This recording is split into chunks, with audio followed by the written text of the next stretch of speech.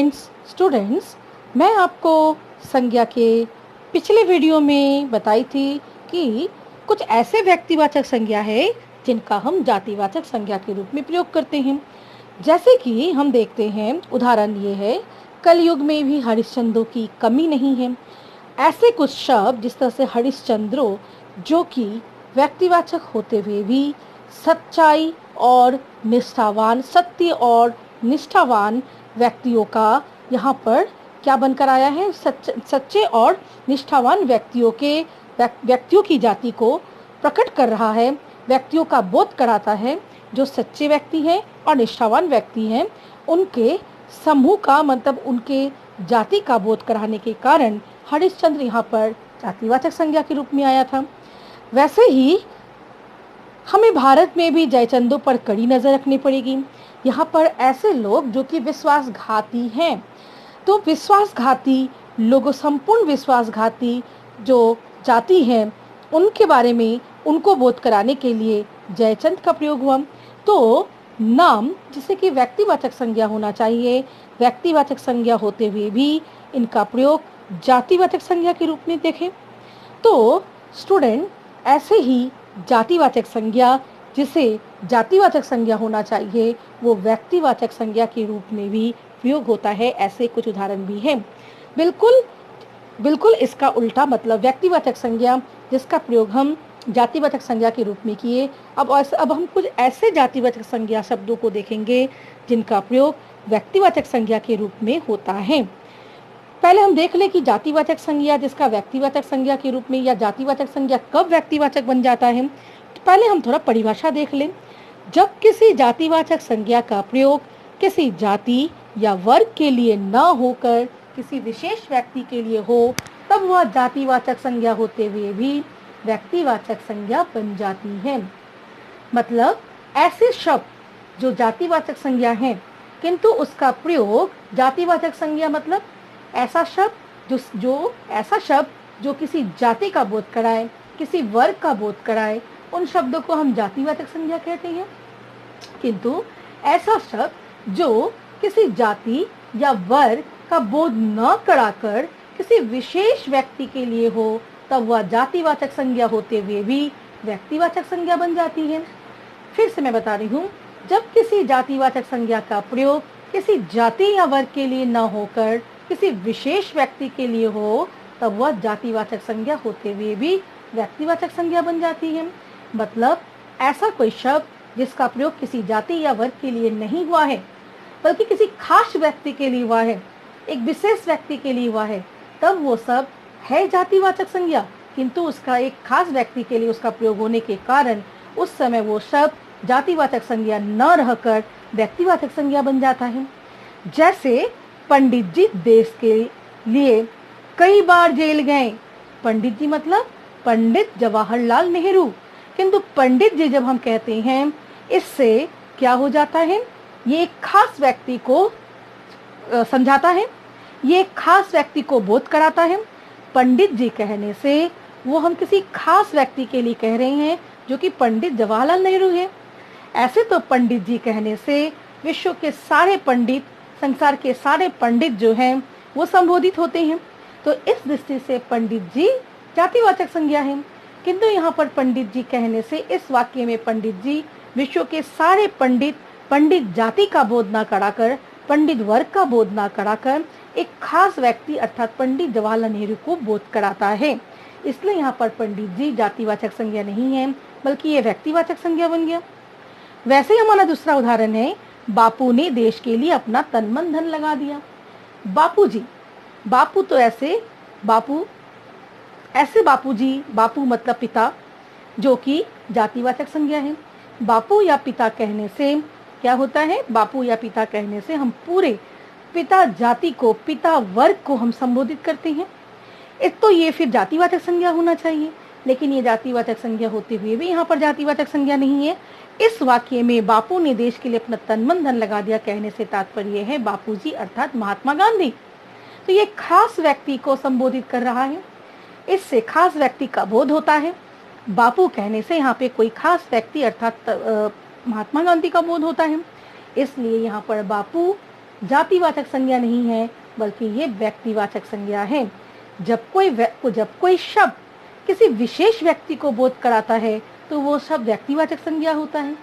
जब कोई शब्द किसी विशेष स्थान को बोध कराता है तो वो व्यक्तिवाचक होता है। जब कोई शब्द किसी विशेष नदी, विशेष वस्तु, विशेष पहाड़ को बोध कराता है तो वो व्यक्तिवाचक संज्ञा हो जाता है। तो यहाँ पर बापू शब्द एक खास व्यक्ति को बोध करा रहा है, वो है महात्मा गांधी।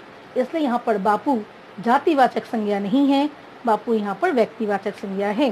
मतलब ऐसा शब्द जो किसी जाति या वर्ग का बोध न कराकर किसी विशेष व्यक्ति को बोध कराए तो वो जातिवाचक संज्ञा नहीं रहता, उस समय वो व्यक्तिवाचक संज्ञा हो जाता है, जैसे कि हम इस दोनों उदाहरणों में हम देखते हैं। यहाँ पर पंडित जी और बापू शब्द जातिवाचक होते हुए भी व्यक्ति विशेष अर्थात पंडित जवाहरलाल नेहरू और महात्मा गांधी के लिए प्रयुक्त हुए हैं। अतः यहाँ ये दोनों शब्द अर्थात बापू और पंडित जी, ये दोनों शब्द व्यक्तिवाचक संज्ञा हो गए। मुझे लगता है ये वाला एकदम आप अच्छी तरह से समझ गए हैं यहाँ पे हम क्या कहना चाह रहे हैं।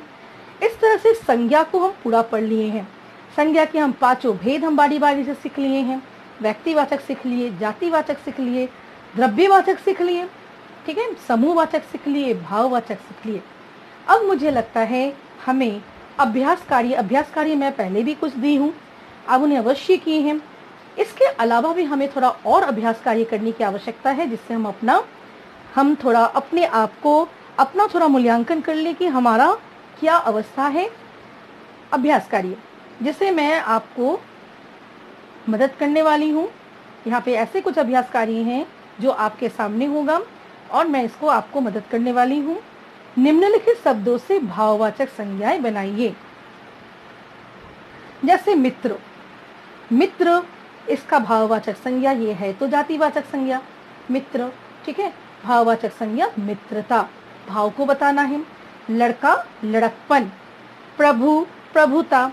गरीब, गरीबी, ठीक है। चढ़ना, चढ़ाई, क्रिया है चढ़ना, गरीब विशेषण है।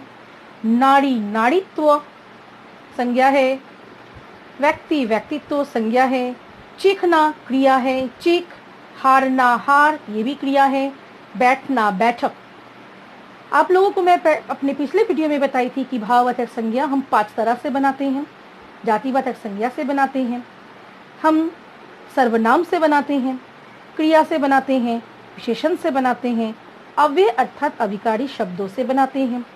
तो यहाँ पे मित्र, लड़का, प्रभु, गरीब। मित्र, लड़का, प्रभु ये सब संज्ञा है। गरीब विशेषण है। चढ़ना ये क्रिया है। नाड़ी, व्यक्ति संज्ञा है।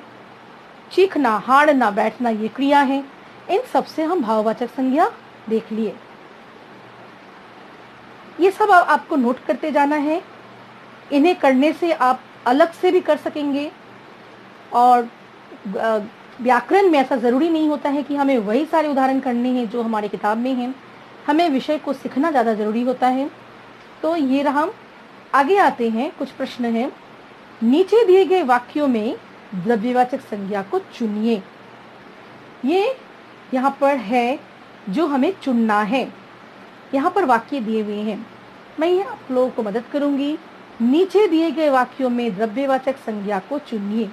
हमें याद होगा कि द्रव्यवाचक संज्ञा हम किसे कहते हैं। हमें ऐसा शब्द जिससे हमें द्रव्य मतलब वस्तु या धातुओं का बोध हो, पदार्थों का बोध हो, जिसे हम नाप और तौल सकते हैं। मैं ये बताई हूँ, उन्हें हम द्रव्यवाचक कहते हैं। क्योंकि धातु, पदार्थ या वस्तु या द्रव्यों का बोध हो, क्योंकि बहुत समय वस्तु का बोध अगर मेज है, कुर्सी है तो वो जातिवाचक है, लेकिन उसको हम नापते तौलते नहीं है। आपको अपना जो बिल्कुल दोनों के अंतर को समझना है। जातिवाचक और द्रव्यवाचक में आपको समझना है फ़र्क क्या है। द्रव्यवाचक और जातिवाचक में फ़र्क है। हमें ऐसे नहीं, मेज और ये कुर्सी जो है, कुर्सी मेज ये आपका इसमें हाँ जातिवाचक संज्ञा। ये इसलिए मैं बता रही हूँ कि आपको द्रव्य और जाति में कभी कभी थोड़ा थोड़ा मतलब आपको असमंजस में आप पढ़ेंगे। आपको ऐसा लगेगा कि द्रव्यवाचक के ऐसे कुछ कि ये भी तो जाति और वर्ग का बोध कराता है, ठीक है। जैसे मान लीजिए चावल बहुत किस्मों का होता है। लेकिन चावल जातिवाचक नहीं है। चावल के हम कैटेगरीज कर सकते हैं, वर्ग बना सकते हैं। चावल की अलग अलग प्रकृतियां हैं, चावल के अलग अलग किस्म हैं, प्रकार है। तो यहाँ पे चावल के बहुत सारे सभी प्रकार के चावल हैं, बहुत सारे प्रकार के चावल हैं, जाति बनाई जा सकती है। किंतु ये चूंकि ये तौला जा सकता है, ये कभी भी जातिवाचक संज्ञा में हम नहीं लेंगे। चावल को हमें द्रव्यवाचक में लेना होगा। इसलिए कभी कभी जातिवाचक और द्रव्यवाचक में कभी कभी बच्चे असमंजस में पड़ जाते हैं, जो कि होना नहीं है, फर्क को समझना है। ऐसे शब्द जो जाति और वर्ग का बोध कराते हैं फिर भी जातिवाचक नहीं होंगे अगर उसे नापा और तौला जा सके। ऐसे वस्तु, द्रव्य और पदार्थ जिनको हम नाप सकते हैं और तौल सकते हैं, अगर ऐसा है, जैसे कि तेल कई किस्में होती हैं, तो तेल कहने से तेल की पूरी जाति जो है बोध हो जाती है या वर्ग बोध हो जाता है, लेकिन फिर भी हम उसको जातिवाचक में नहीं लेंगे। वो किस में आएगा? वो द्रव्यवाचक में आएगा।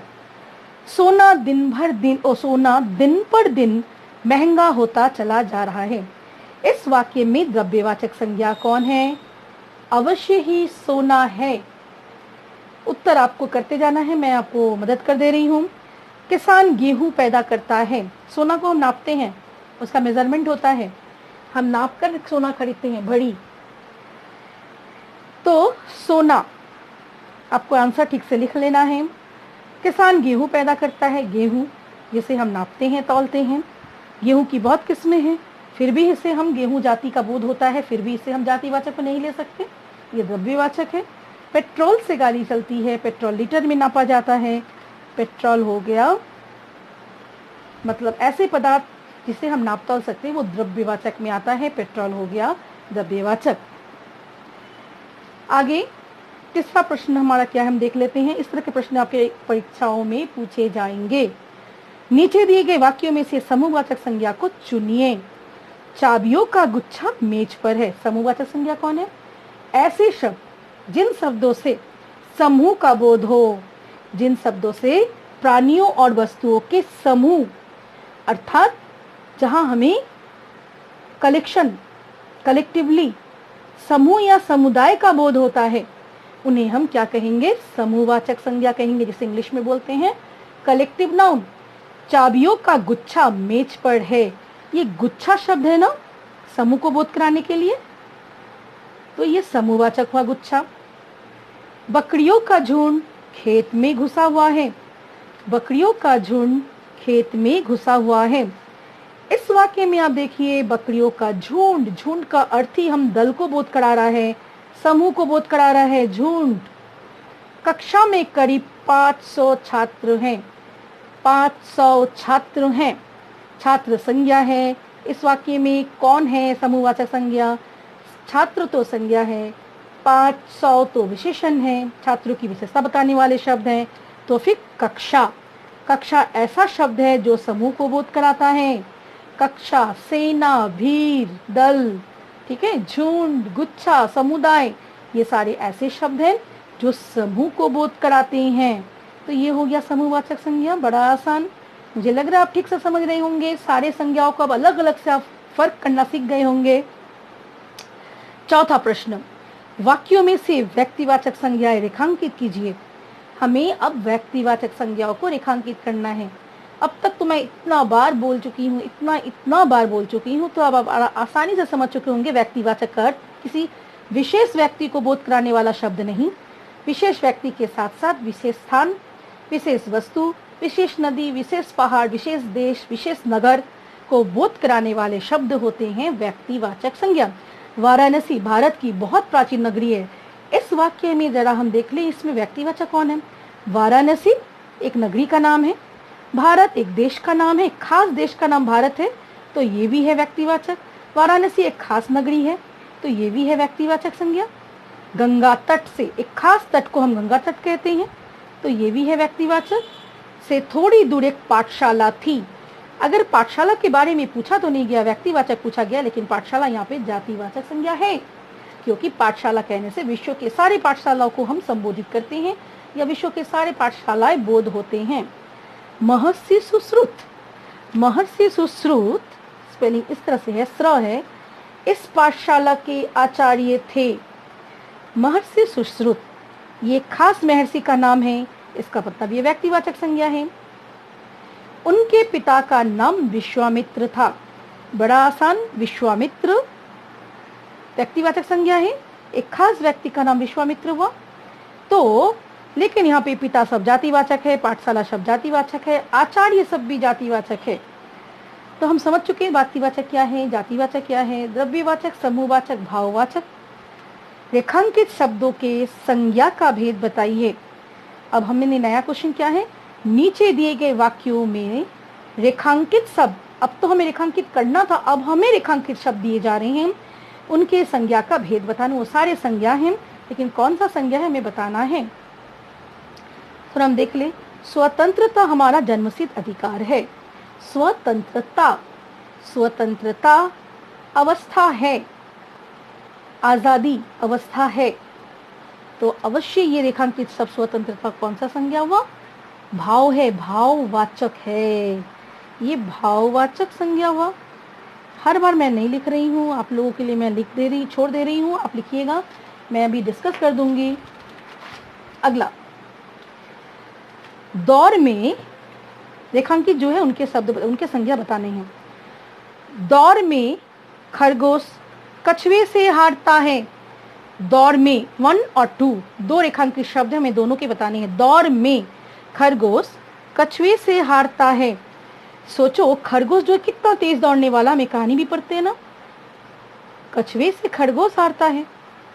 एक दौर हुआ था जिसमें खरगोश जो है वो कछुए से हारा है। Slow and steady win the race, यहाँ पर हम मॉरलिटी सीखते हैं, एक मॉरल बात सीखते हैं ना। खरगोश जो इतना तेज दौड़ता है वो भी कछुए से हारता है, क्योंकि उसमें आत्मविश्वास, ज़्यादा अधिक आत्मविश्वास और अधिक अहंकार हो जाने से, अधिक आत्मविश्वास हो जाने से, ठीक है, तो उसे स्वाभिमान, उसका अहंकार बहुत ज़्यादा था कि वो तो जीतेगा ही, इसलिए वो सो जाता है।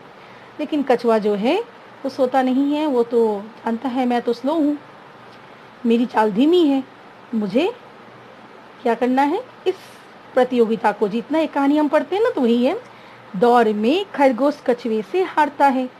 तो हमें 1 और 2 दे दिया गया है, दौर और खरगोश। 1 हो जाएगा दौड़, दौड़ना से दौड़ मतलब भाववाचक संज्ञा। खरगोश जातिवाचक, पूरे जाति को बोध करता है, खरगोश जाति को। प्रणव स्कूल जा रहा है, प्रणव के नीचे 1 है, स्कूल के नीचे 2 है, तो 1 वाले के यहाँ पे क्या लिखना होगा, प्रणव व्यक्तिवाचक संख्या, खास व्यक्ति। स्कूल, स्कूल पूरे जाति या पूरे स्कूल को बताया जा रहा है, विश्व के सारे विद्यालय के बारे में देनी है, जातिवाचक। गाय दूध देती है, गाय कहने से जाति का बोध होता है, जातिवाचक। दूध भी जातिवाचक संज्ञा, सॉरी, दूध द्रव्यवाचक है, दूध जाति नहीं, दूध द्रव्यवाचक है, क्योंकि इसको हम तौल सकते हैं, लीटर में होगा। दादाजी अखबार पढ़ते हैं, दादाजी कहने से जातिवाचक। अखबार, ठीक है, अखबार भी यहाँ पर जातिवाचक। ताजमहल की सुंदरता देखते ही बनती है, ताजमहल, किसी खास इमारत को ताजमहल कहा गया है, इसका मतलब ये व्यक्तिवाचक है। सुंदरता भाववाचक। तो संज्ञा के इतने काफ़ी है, संज्ञा आज हमारा कंप्लीट हुआ, ख़त्म हुआ। ये सारे, ये उम्मीद है कि आप ये सारे प्रश्नों को कॉपी में लिखकर अच्छी तरह से आप इन्हें नोट करते जाइएगा, इसे आप लिख लीजिएगा। अभ्यास कार्य पहले भी मैं कुछ दी हूँ करने के लिए, आपको अवश्य मिला होगा पिछले वीडियो में। उनके साथ साथ इन अभ्यास कार्यों को भी कर लेना है, जो मैं आज पूरा मैं आप लोगों को डिस्कस करके दी हूँ। इसमें किसी प्रकार का कोई असमंजस नहीं होना चाहिए और ये कंप्लीट है। इंस्ट्रक्शन बहुत ज़रूरी है, निर्देश क्या है उसे देखना बहुत ज़रूरी है।